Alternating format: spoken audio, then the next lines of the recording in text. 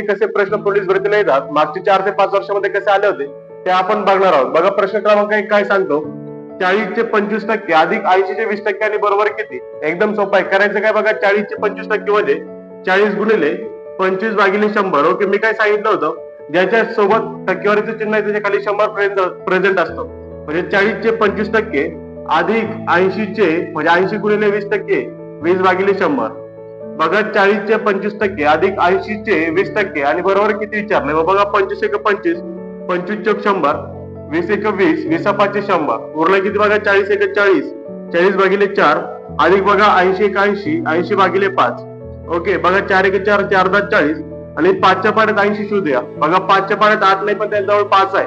5 एक 5, 8तून 5 गेले उरले 3, 3 वरती पुढचा 0, 5 36. ओके, 10 अधिक 16 आलंय. मग 10 अधिक 16 किती होतात, 26 होतात. म्हणजे 26 याचं उत्तर असेल. म्हणजे पर्याय क्रमांक 1